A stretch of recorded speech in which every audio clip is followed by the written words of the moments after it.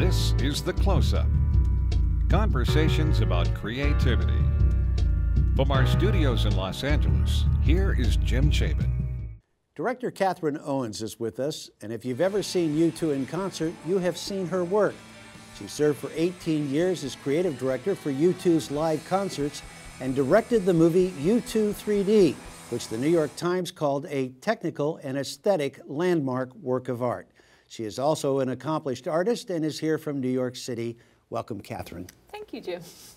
When did you find yourself pulled into the musical universe of U2?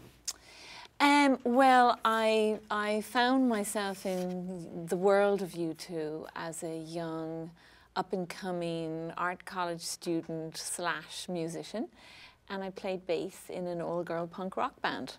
And so I made very good friends with the bass player of U2, and we sort of remained friends, and then through him I met the rest of the band, and then had a very creative, strong creative relationship with Bono. What is it about U2 that keeps it so fresh and so relevant? I do have to say the lead singer.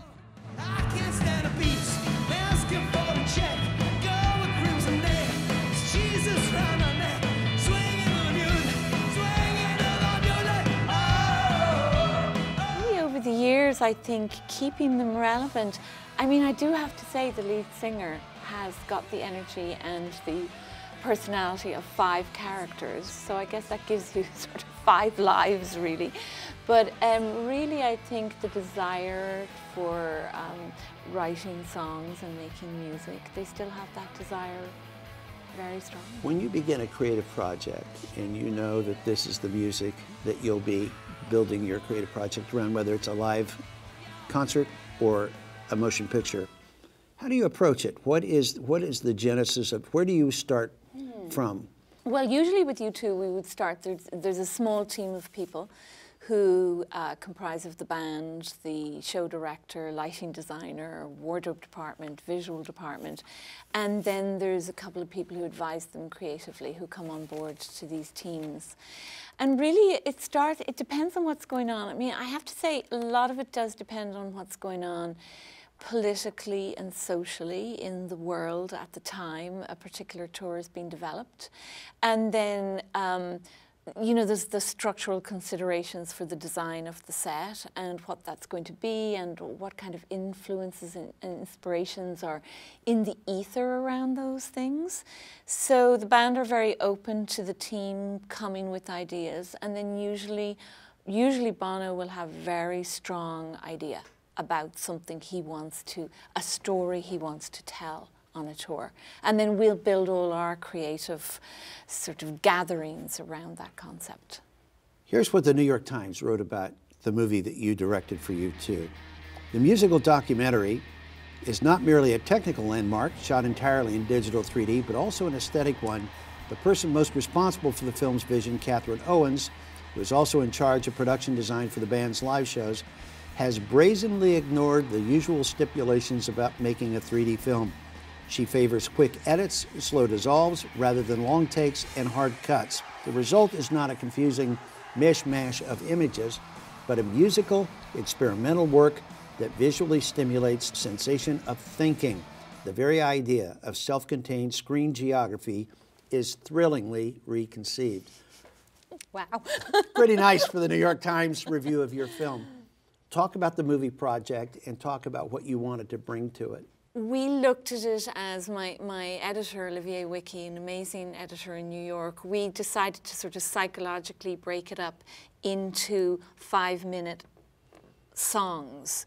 So we had 23 songs that we edited, and then we pulled, I think it was 18 or 19, out for the film. So each song was its own little 3D film, and then we developed all of our segues and our arc and our language.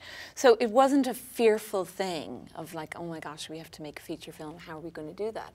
It was taking these, and again, that language of collage where you could put things together. It was absolutely perfect medium for us because we already were in that space. So you're creating this motion picture, you've got the film company involved with it, but the band's very involved, correct? This is their movie.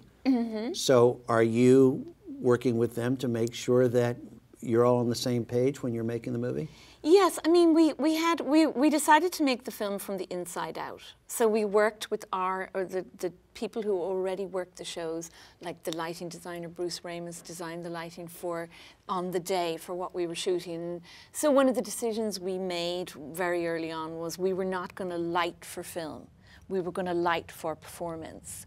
So we just enhanced what we already had, which gave you this incredible sort of dark world of the show when you see the 3D film. So I think a lot of film directors would probably direct a live show like that with stage lighting, and then you take away all this atmosphere.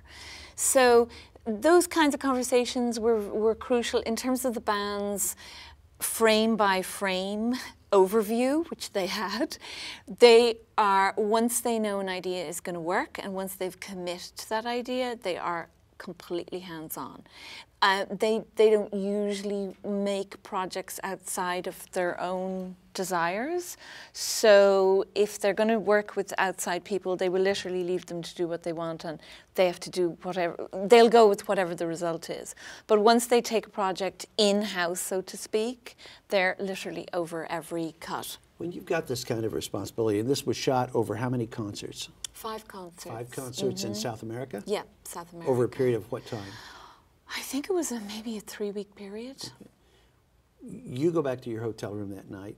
You're the director. You're responsible for the outcome of this project. What do you think about it at a moment like that? What's going through your mind? What's worrying you? What are you focused on? Well, for the live show capture, we shot that with Mark Pellington. He co-directed the live shoot, and a wonderful DP, Tom Kruger. So of course there'd be the end of the day conversations, you know. Now my thing was I was going to be going into a very long edit with a really great editor and VFX team. So I was also thinking along the lines the whole time of like, okay, what are we going to need in post, which of course nobody knew because there was no 3D language at that point for film, for digital film. So some things were guessed. Okay, we need these big moments where I can include the animation, which was coming from the show animation, what we had already made in the show. So those kinds of conversations would go on, and really trying to imagine what this 3D space was going to be like. At that time, there wasn't even a 3D post-production facility. You have worked in theater, in concert, music, motion picture medium, and now fine art. Tell us what you're doing right now. Well, I've been working as an artist, you know, parallel to my work with U2. So I've taken a lot of what I've learned with them over the years, over the 18 years, and what I've learned in 3D film. And I work a lot with LED technology. So I've been working with the company who've designed our stages over the years, or built them, I should say, a man called Frederick Opsimer. He's with PRG in Belgium, and we're working to develop some very nice large sculptural pieces using 3D technology. And then I work with an amazing fabricator, Tommy Wooten, also an LED manufacturer in New York. So we've been developing these, merging these worlds between fine art mark making and LED technology. Music, motion pictures, fine art. What's the common thread that makes a good creative project? What is it that you want to bring to it? Well, certainly music is the engine for an awful lot of things, I'm thinking. So I am very inspired at the end of the day by the music. And then that triggers a lot of which visual medium is going to work for that. But there's nothing quite like being in your studio with total silence, drawing, you know, on a piece of paper, dreaming up the ideas, and then collaborating with people. So I think, I mean, I guess being allowed would be something I would say. Being allowed, being given permission and given the space.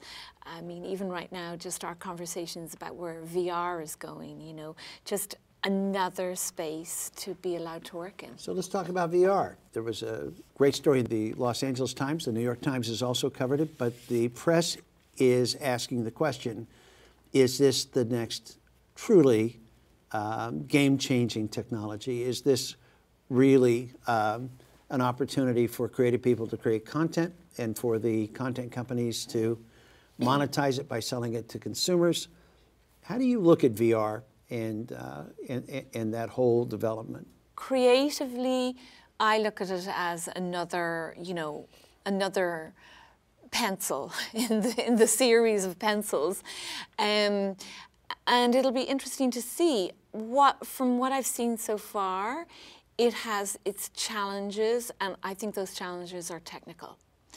Creatively, visually, I think it can go anywhere. What would your advice be to creative people who have had other disciplines but are looking at VR, want to work in VR, think it's an exciting new area, how to let go of whatever preconceived notions they may be bringing through their training and years of experience so that they can approach this in a fresh way? Well, I think it's a different generation's medium. So I feel VR is coming out of a generation who think quite differently to the way I was brought up thinking about imagery and making content. So I feel people who, it's got a sort of a plus and a minus. The plus is it's this incredible new language. It's short content based at the moment. I feel it's a sort of it's got the potential to be a very creative episodic world, which with a kind of a shorter conversation, which suits the generations we're in right now, the times we're in right now. But I think the danger is that the people who will be making content for that world won't have the experience of having studied technology, studied color, studied film, studied sound, maybe have spent 3 years understanding the history of the medium they're working in. There is no 3 years that you're going to be able to go and have mentors who've made amazing product already. It's like just brand new.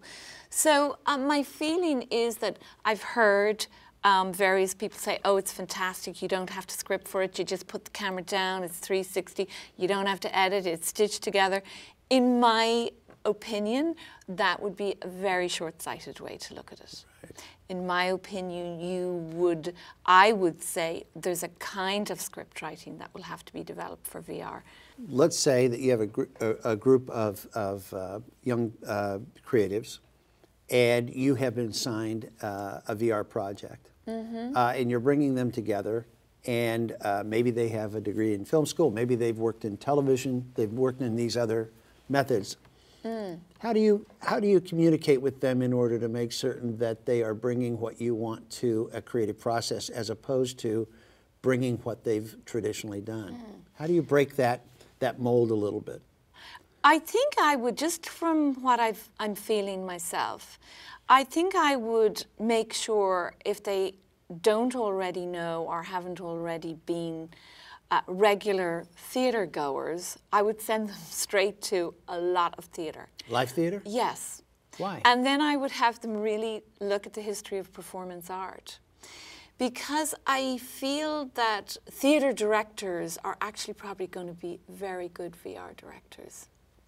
Because I think the 360 space that theatre directors already work in, the nuances to how to project and throw a voice and communicate visually on stage.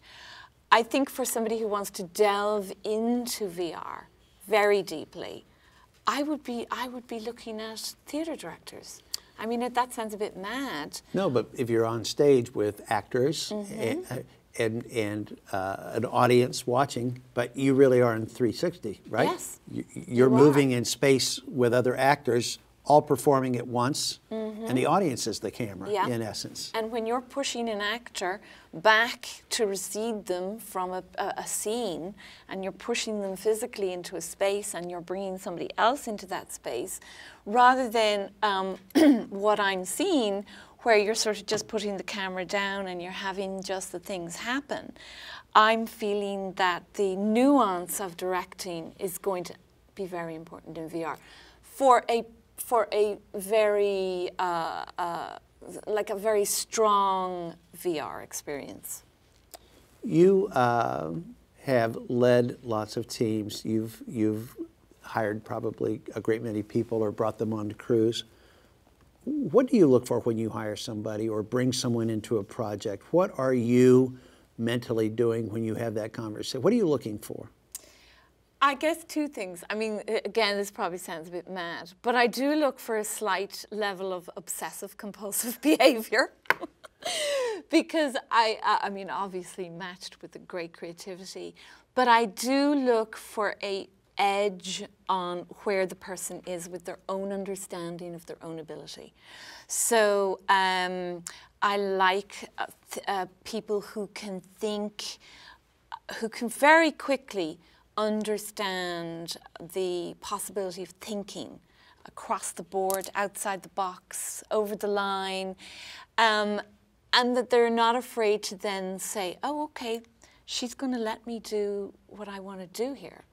And I've learned that truthfully from being around Bono. I mean, I've really learned. You put a lot of creative people together, and then you just really leave them to do what they do. And if you give them that, they will give you who they are and how they see things. And so that's pretty important to me. Where do we find your studio? Where do we find your art if someone wants to follow up and find you? You can go to my website. Your website is? CatherineOwens.net. CatherineOwens.net. Yeah. And I'm in New York, and I'm very open to communication. Wonderful. Well, people know how to get a hold of you now. Yeah. Thank you. Come back to Hollywood and come back and see us again. Thank you so much, Jim. Thank you, Catherine. Very much. Bye. The Close-Up is produced by the Advanced Imaging and VR Societies in Hollywood and is powered by Barco.